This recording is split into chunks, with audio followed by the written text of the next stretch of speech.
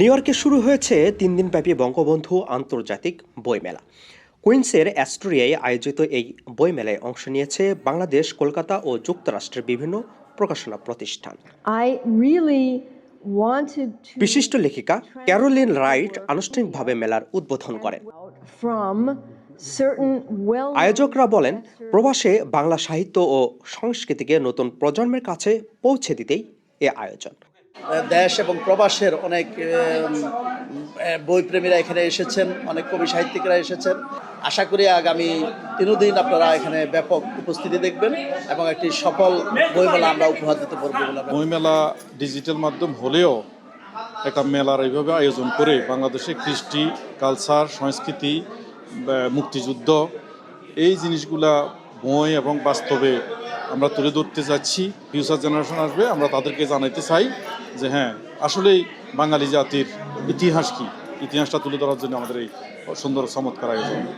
বইমেলা মানে আনন্দের বিষয়, এবং যে কোনো পরিস্থিতি বা যে কোনো জায়গায় যে কোনো নামে যদি বইমেলা হয় তাহলে এটা অবশ্যই আনন্দের এবং উচ্ছ্বাসের। মেলায় স্থান পেয়েছে বাংলাদেশের জনপ্রিয় লেখকদের বই, কলকাতার সাহিত্যকর্ম এবং যুক্তরাষ্ট্রে বসবাসরত বাংলা ভাষার লেখকদের প্রকাশনা। গল্প, উপন্যাস, কবিতা, গবেষণা ও শিশুতোষ বইয়ের প্রতি ছিল পাঠকদের বাড়তি আগ্রহ। বই মানুষকে কখনো দেউলিয়া করে না, বই সবসময় মানুষকে ঋদ্ধ করে, জ্ঞান চর্চায় মগ্ন করে। সবসময় মানুষকেও আমি বলবো, আপনারা বইমেলায় আসবেন, বই কিনবেন, বই পড়বেন। শুধু বই বেচাকেনা নয়, লেখক ও পাঠকদের সরাসরি মত বিনিময়ের সুযোগও তৈরি করেছে এ আয়োজন। ফলে বইমেলা পরিণত হয়েছে এক প্রাণবন্ত লেখক পাঠক মিলন মেলায়।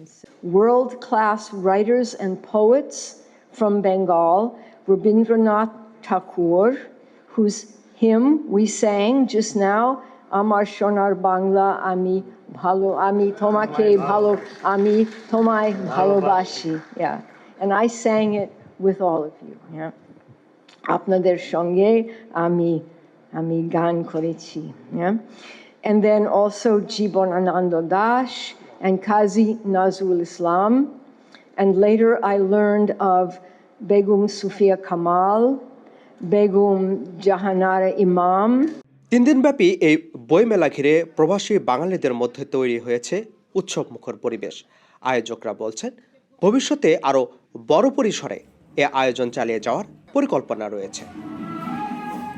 আপেল মাহমুদ, ঠিকানা নিউজ, নিউ ইয়র্ক।